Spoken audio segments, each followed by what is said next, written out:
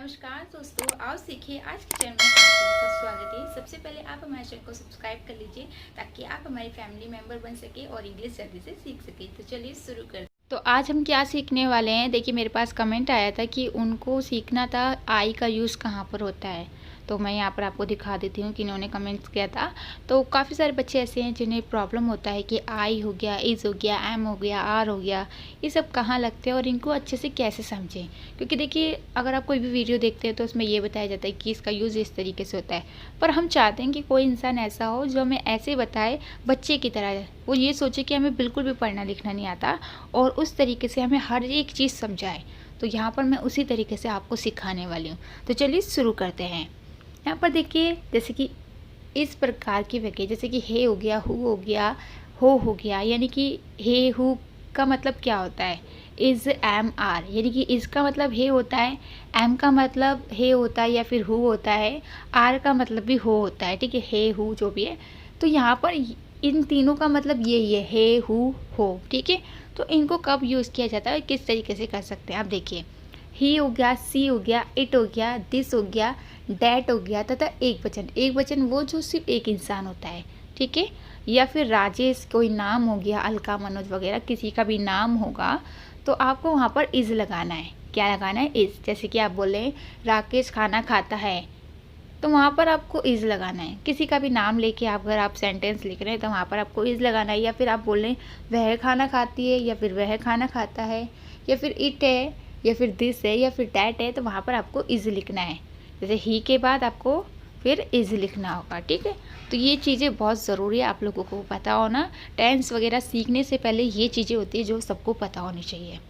ठीक है, और इसके बाद देखिए, वी हो गया, यू हो गया, दे हो गया, और ये सब क्या है, बहुवचन है। बहुवचन जैसे कि बहुत सारी चीज़ें, या फिर दो चीज़ें हो गई, दो चीज़ों को भी बहुवचन किया जाएगा। खाली एक चीज़ होगी तो वो एक वचन होगा, और अगर वो दो भी हो जाएगी तो वो बहुवचन कहलाई जाएगी। ठीक है, अब देखिए, आई हमेशा, आई के साथ हमेशा एम का यूज़ होगा। आई के साथ आप यहाँ पर राजेश, राकेश वगैरह किसी का भी यूज़ नहीं कर सकते। कभी आप सोचे आई तो एक वचन है, यानी कि मैं तो एक ही हूँ, नहीं। आप आई को बिल्कुल अलग समझिए। आई के साथ आपको सिर्फ एम का यूज़ करना है। ठीक है, अब देखिए, इंग्लिश में दो वचन होते हैं। हिंदी और इंग्लिश में क्या होते हैं, दो वचन होते हैं। एक होता है सिंगुलर, एक होता है प्लूरल, यानी कि एक वचन और बहुवचन। ठीक है, तो अब हम इनके बारे में अच्छे से समझेंगे कि ये एक वचन बहुवचन क्या होता है और इनको किस तरीके से आप आसानी से सीख सकते हैं। तो चलिए अब यहाँ पर देखिए, first person, second person and third person, जिसे हम हिंदी में बोलते हैं उत्तम, मध्यम या फिर अन्य पुरुष।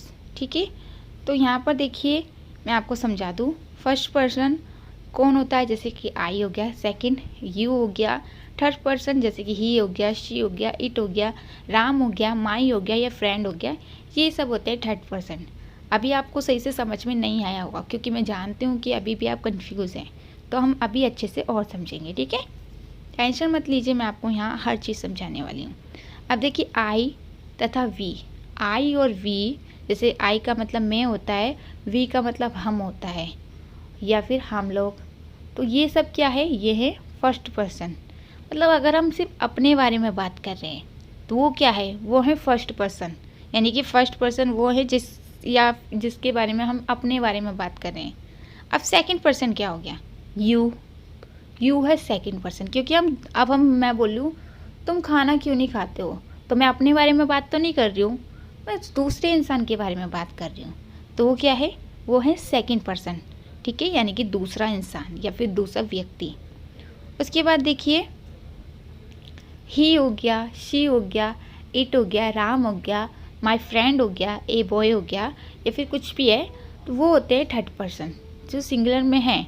जैसे कि वह क्या है, ना तो मैं अपने बारे में बात कर रही हूँ, वह का मतलब ये भी नहीं है कि मैं खुद के बारे में बात कर रही हूँ, ना ही मैं ये बोल सकती कि तुम, यानी कि दूसरे इंसान के बारे में बात कर रही हूँ। मैं क्या बोल रही हूँ, वह कोई इंसान है, यानी कि मैं किसी तीसरे इंसान के बारे में बात कर रही हूँ। किसके बारे में, तीसरे इंसान के बारे में। ठीक है, या फिर माय फ्रेंड, ठीक है, या फिर ए बॉय, राम भी मैं आपस में तो बातें नहीं कर रही हूँ, मैं उसके बारे में बता रही हूँ। अगर मैं किसी के से सामने बात कर रही हूँ कि तुम क्या करते हो, तो वो दूसरे इंसान के बारे में बात कर रही हूँ, पर मैं यहाँ पर उससे बात नहीं कर रही हूँ या मैं उनको उसके बारे में कुछ नहीं बता रही, मैं किसी और इंसान के बारे में बात कर रही हूँ, ठीक है। उसके बाद ये हो गया थर्ड पर्सन, अगर आपको अभी समझ में आया हो। दे, द बॉय, माई फ्रेंड, ये सब होते हैं थर्ड पर्सन। जैसे कि ये तो मैं आपको बता चुकी हूँ। सिंगुलर यानी कि एक वचन क्या होता है, जो सिर्फ एक के बारे में बात कराता है या फिर अपने बारे में, एक इंसान के बारे में बात कर रहा होता है। प्लूरल यानी कि बहुवचन वो होता है जो एक से अधिक लोगों के बारे में बात करता है। एक से अधिक यानी कि 2 हो गया, 3 हो गए, 4 हो गए, जो भी है। एक से ज़्यादा जो भी होंगे वो होंगे प्लूरल। तो ये तो आपको समझ में आ गया होगा। चलिए अब आगे देख लेते हैं। अब चलिए ये तो हमने सीख लिया, अब थोड़ी सी वर्ड मीनिंग याद कर लेते हैं ताकि आपकी इंग्लिश और अच्छी हो जाए, ठीक है। तो ऐसे ही मैं थोड़ा थोड़ा आपको सिखाऊंगी ताकि आप अच्छे से लिखना सीख जाएं। तो देखिए, वाई का मतलब होता है क्यों, आस्क का मतलब होता है पूछना, मैन यानी कि आदमी, चेंज यानी कि परिवर्तन, वेंट यानी कि चला गया, लाइट का मतलब होता है प्रकाश, काइंड यानी कि तरह, और ऑफ का मतलब होता है बंद, नीड का मतलब होता है आवश्यकता, हाउस यानी कि घर, पिक्चर यानी कि तस्वीर, ट्राई यानी कि कोशिश, अस यानी कि हमें, और अगेन यानी कि फिर, ठीक है। अभी और याद कर लेते हैं। उसके बाद देखिए, एनिमल्स यानी कि पशु, पॉइंट यानी कि बिंदु, मदर यानी कि माँ, वर्ल्ड यानी कि दुनिया, नियर यानी कि पास या फिर निकट बोल सकते हैं, विल्ड यानी कि बनाना, सेल्फ यानी कि आत्मा या फिर आत्म, ठीक है।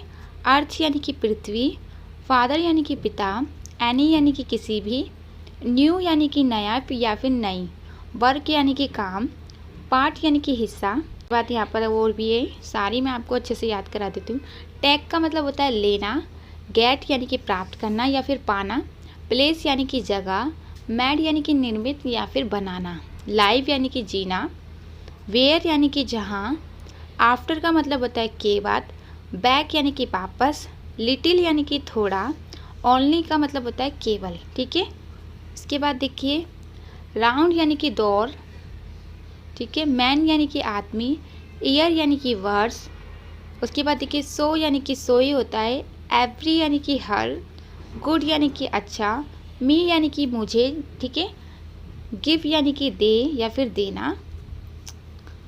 उसके बाद देखिए, अंडर यानी कि नीचे, नेम यानी कि नाम, वेरी यानी कि बहुत, जस्ट यानी कि बस या फिर अभी भी होता है, फ्रॉम यानी कि फार्म, सेंटेंस यानी कि वाक्य, ग्रेट यानी कि महान, थिंक यानी कि लगता है या फिर सोचना।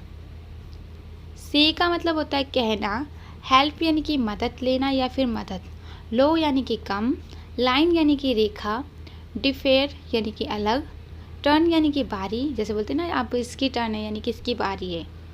उसके बाद देखिए, मच यानी कि ज़्यादा, मीन यानी कि मतलब, बिफोर यानी कि पहले, मूव यानी कि चाल, राइट यानी कि सही, बॉय यानी कि लड़का, ठीक है।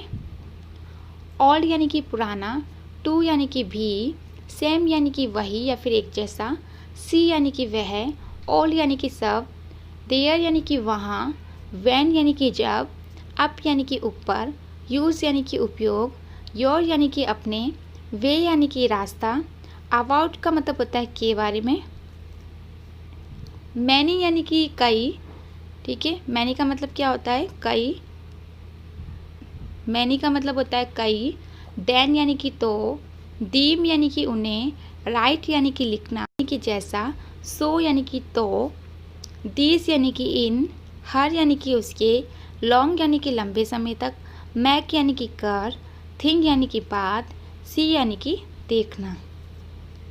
उसके बाद देखिए, हिम यानी कि उसे, टू यानी कि दो, हैज़ यानी कि है, लुक यानी कि देखो या फिर देखना, मोर यानी कि अधिक या फिर ज़्यादा, डे यानी कि दिन, कुल यानी कि सकता है, गो यानी कि जाना, कम यानी कि आना या फिर आ, डिड यानी कि किया, नंबर का मतलब संख्या होता है, साउंड यानी कि ध्वनि या फिर आवाज़, नो यानी कि नहीं, मोस्ट यानी कि सबसे ज़्यादा या फिर ज़्यादा, और पीपल यानी कि लोग, माई यानी कि मेरे, नो यानी कि पता, वाटर यानी कि पानी, देन यानी कि से, कॉल यानी कि बुलाना या फिर कॉल, फर्स्ट यानी कि पहले, हु यानी कि कौन, मे यानी कि मई, डाउन यानी कि नीचे, ठीक है। उसके बाद देखिए, फोर का मतलब होता है चार, बिटवीन यानी कि बीच में, स्टेज यानी कि राज्य, कीप यानी कि रखना, आई यानी कि आँख, नेवर यानी कि कभी नहीं, लास्ट यानी कि पिछले, लेट यानी कि चलो, उसके बाद सिटी यानी कि शहर।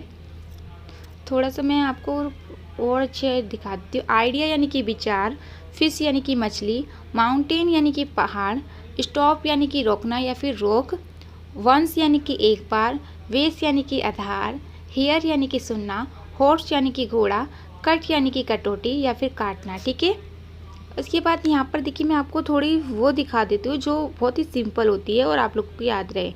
जैसे कि यहाँ पर देखिए ईस्ट यानी कि ये तो हमने पहले कर लिए, तो मैं आपको ये नहीं दिखा रही, मैं आपको वो दिखाती हूँ जो आपने नहीं करी।